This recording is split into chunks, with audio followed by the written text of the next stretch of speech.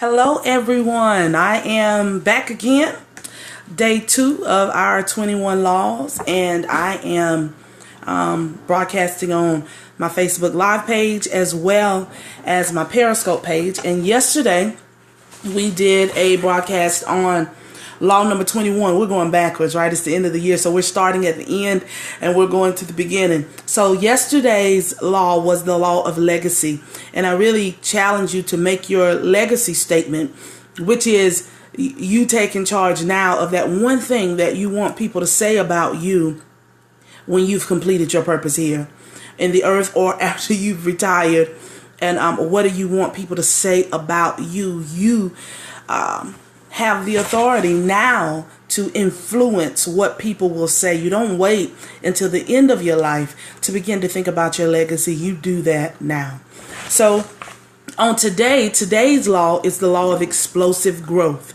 Explosive growth. Listen at what this law states. And remember, I have my notes, and I encourage you to get your notebook, your pen and paper. Just get your little notebook. And as we go through these 21 laws, begin to write down the things that I say that really speak to your purpose. You don't have to write down verbatim what I say, but write down when I say something that speaks to your purpose so that you can use it in your life. So the law of explosive growth says, leaders who develop leaders multiply. Think about that. Leaders who develop leaders multiply. Followers are more compliant. It's easy. It's easier to lead followers. They are easier to attract. They are easier to keep. But think about these points when it comes to leading leaders. Everyone don't lead leaders because leaders are hard to find, leaders are hard to gather, and leaders are hard to keep. Because what happens is when you finally find somebody who is really doing good and connects with the vision and with your purpose, and you begin to develop them and help them cultivate their gifts, their talents, their abilities, usually what happens is this. You help them get to a point. Think about this from an employee standpoint. You help them get to a point where they are valuable to other organizations. So you help to develop them to the place where now they're being sought after by others. That is you doing your job to help develop that leader. But where a lot of times we miss it is we don't build the relationship with them. So although they may be, I'm still battling bronchitis. So although they may be being sought after by others, it's your relationship with them, it's your professional connection with them that will make them stay and help you build and particularly be the person to carry on your legacy. So leaders are hard to find, leaders are hard to gather, and leaders are hard to keep. But let me tell you what I love about this lesson. There are some comparisons in here of the mindset of a person that leads followers and the mindset of a person that leads leaders. You cannot be easily intimidated and lead leaders. Think about that for a minute. If you are intimidated by other people's gifts, talents, and abilities, you will always lead followers. And then if you're always leading followers, now don't get me wrong, you need leaders and you need followers. You need chiefs and you need Indians. But I'm talking to people today that are working to build a brand, that are working to build themselves up so that they can get to the next level in their industry. I'm talking to people who are leading nonprofit organizations, leading your ministries, who have significant levels of influence. So everybody has a purpose in the organization. Let me just keep teaching and it'll make sense. Excuse me. True leaders multiply leaders who can develop other leaders. Think about that. I like to say this. You're not a leader until you can reproduce a leader that can reproduce a leader. So you'll help somebody grow in that area, and then they in turn now go and develop other leaders. That's how you have the multiplication effect. So you don't have to put your hands on everybody. You don't have to touch everybody, but you are now developing a team that can assist you in the growth process. And now you move from adding person by person to multiplying your efforts. This is how it was explained to my husband and I years ago before we started the ministry. Our pastor said, Carmela, if you can effectively minister to 50 people, and Troy, if you can effectively minister to 50 people, 100 people is your maximum capacity. You may eventually go over 100, but you won't be effective in that area. It'll continue to dwindle back down to what your maximum capacity is. However, if you find 8 more people and you pour into those 8 people everything that you know, you're not intimidated by their gifts, talents, and abilities. You'll teach them everything you know. Couple that with what they already know. Now you have 10 people that has a maximum capacity of 50 people. And now we've gone from 100 to 500 because we have multiplied our efforts. That's what the law of explosive growth looks like when a leader leads leaders. To grow, hold on one second. Okay, here's the other one. Don't just develop people that applaud you, but develop people who exceed you. They go further than you. Don't just be developing people so that they can say you did a great job. Don't just develop people for the applause and for the accolades, but develop people so that they can exceed you, so they can go further than you. They can do more than you. They can run faster. They can jump higher. Think of this generation. These kids, it's like they come out the womb understanding the computer. And these are things that we've developed through the years. Take what you know and allow them to be who God has called them to be and to work in their purpose, and add what you know to what they know, and they should be able to surpass what we've done. Here's a few comparisons. We got 1, 2, 3, 4, 5, 6, 7 comparisons that I want to share with you real quick. I'm not going to get bogged down in it, but I want you to just think about this, because when you begin to shift your mindset from leading followers to leading leaders, it changes. It has to change here. The people that you attract, the people that you recruit to be on your teams. I talked to several people that's in multi-level marketing. And I know if you just build your team so you can get numbers, what happens is you still have to do the work. You have to do the work and put stuff on this person's book and put stuff on this person and put stuff under this people. But if you would recruit leaders and you would pour into them and teach them, then now you are building a healthy team. It's a totally different mindset. Here's the first one. Leaders who attract followers need to be needed. Leaders who develop leaders want to be succeeded. Think about that. When you only attract followers, you need to be needed, but you develop leaders, you want to be succeeded. It's a difference in the mindset. This is a mindset issue.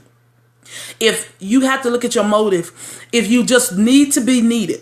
Sometimes people are out front because they need to be needed. They need for somebody to need them. They need for somebody to call them. They need to always be rescuing people. What is your motive? If your motive is that you need to be needed, you're battling with a limited belief. That is a limiting belief system that will keep you stagnant. You will not be able to multiply your efforts. You would have to do it one at a time, and it is a very slow process.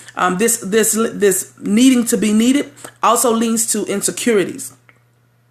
Because you have to be secure with who you are. You have to be secure with the vision that you have so that you can get to the next level, and you will pour into your team, and the team each will understand exactly what their expectations are, and everybody has a part to play. So you have to ask yourself these 2 questions. Are you in this because you need to be needed, or are you in this because you want to be succeeded? That means you're building somebody else up that can go further than you. That's the first one. The next one. Leaders who attract followers attract the bottom 20%. And leaders who develop leaders develop the top 20%. Remember, I'm talking about leadership, and I'm talking about leaving a legacy. I'm talking about building sustainability. Remember, all 100%, all people are necessary. Our most valuable asset is people. No matter what your industry is, you need people. However, from a leadership perspective, when you're thinking longevity, remember, I'm dealing with a mindset here. When you're thinking longevity, you have to, are you attracting the bottom 20% or are you developing the top 20%? The bottom 20% always need to be caught up, and they have to be told what to do. If you're spending your time as a CEO developing your top 20%, you are not developing people that have to be told what to do. You are developing problem solvers. So invest your time in the top 20%. Think of it this way. You have the CEO, you have the leadership team that entrepreneur, that CEO is pouring into, and then this team now takes care of the people. The CEO won't be able to touch everybody, and neither should he have to, because you're developing other leaders, and your leaders' reach will go far beyond your reach.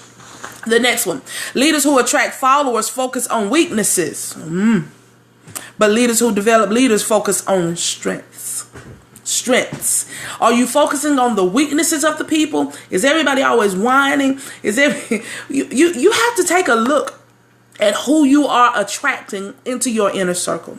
Are you developing people weaknesses, or are you developing their strengths? I encourage you to get people to see their strengths, identify where the areas that they are strong in, and allow them to serve in those areas. If you spend all of your time dealing with areas of weaknesses, your organization will never grow. It will never grow. The next one, leaders who attract followers treat everyone the same. But leaders who develop leaders treat individuals differently. When you treat everyone the same, we show partiality. Because we reward people that are not performing. So remember, all 100% is needed.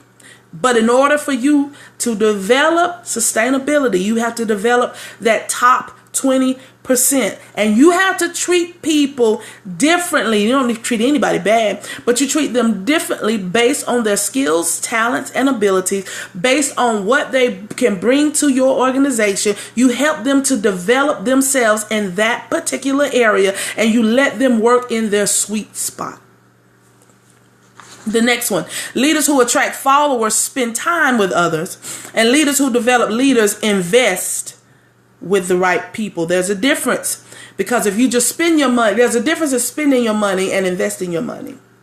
The same difference is spending your time and investing your time. Once you spend it, it's gone. But if you invest it, there is a return on investment. Your time is valuable. That's one of the things that I see that entrepreneurs suffer in the most, particularly when first starting out. When first starting out, we struggle with charging. And so usually, for instance, if you're going to an event and the event is 1 hour, usually you'll charge for the 1 hour, but you forget about all the time that it took you to prepare for the 1 hour, the materials for the 1 hour, the travel time to get there and the travel time to get back for the 1 hour. Your time is valuable. So make sure that you're not wasting your time. Every day you get a certain amount of time and you can't get it back. You can't get it back, which is why I didn't want to wait to January 1st to start these 21 laws. Start whatever it is you need to start. Start it today. Invest your time, in areas that's going to bring you a return. And invest your time with people that's going to bring you a return. The next one, leaders who attract followers grow by addition, but leaders who develop leaders grow by multiplication. You can't even compare addition to multiplication. So think about this question. What do you want to do, be, or have? What do you want to do more of, be more of, or have more of? You need to know what that is. And hopefully you start thinking about your legacy statement yesterday, and the thing that you want to do more of, be more of, and have more of is tied into your legacy statement. So what is that for you? And then ask yourself this. Do you want to grow it by addition, or do you want to grow it by multiplication?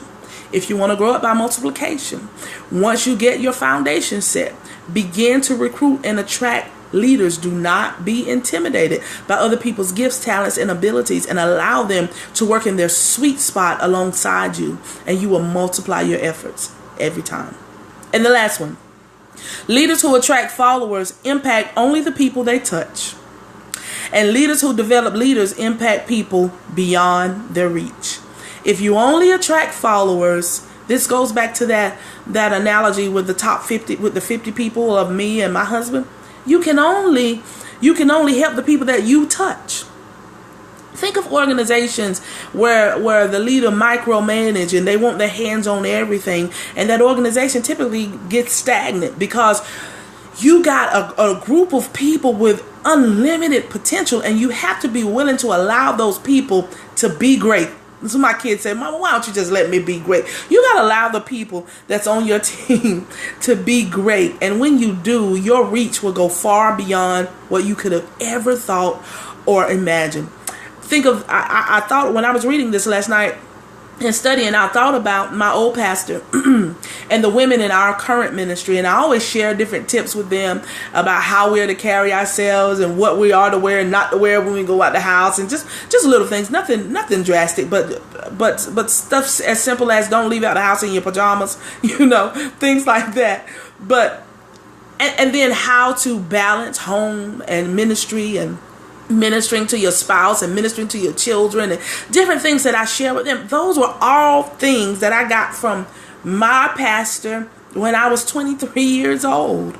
And now that I'm almost 41 years old, I'm sharing those same tips that helped me for the last almost 20 years because of my leader. So her reach, these women that I'm ministering to now may never meet her, but her reach goes far beyond her because she poured the seed into me, and because she developed me, and now me as a leader, now that I am a leader, everybody that I touch, you get what God has given to me, plus that which she poured into me before I even knew you. So that's what I mean by you develop. When you begin to pour into other leaders, you are developing people whose reach will go far beyond what you could have ever thought or imagined. Think about this. Here's another quote. Every good thing that has ever come into your life comes to you through another person. Every good thing that has ever come into your life comes to you because of another person. When you don't have influence to attract people into your life, then you are limiting what comes to you. If you feel like you are always missing opportunities, you never get a break, you need to take a look at your inner circle. Who is it that you are attracting into your life? Because you need to be attracting people into your life that when opportunities and things come up, they want to share that with you. Every big break that I had, every door that was open was because somebody gave me a recommendation. It was because somebody else saw something in me. And sometimes they would see it in you even when you can't see it. But you cannot be intimidated. You cannot be insecure. You have to be able to connect with people. You have to love people. You have to develop these soft skills. You can have your skill. You can go to college and learn some technical aspects. But if you do not learn soft skills on how to connect with people, on how to connect on any level, any level.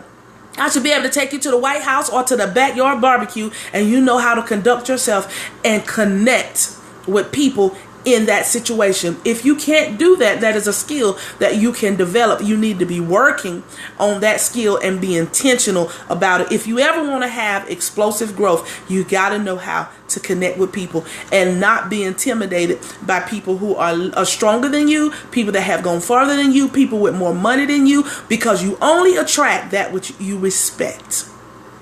You only attract that which you respect. Remember, law number 20 states that leaders who develop leaders multiply. If you want to multiply your efforts, if you want to go beyond what you can see, if you want your reach to go and still be here in your legacy time when you're retired, you don't have to be dead, you can be retired and your legacy is going on, then you need to begin to develop people on your team that are leaders, that are strong, people of integrity, people that you can trust. Not only do they need to trust you, but you need to be able to trust them.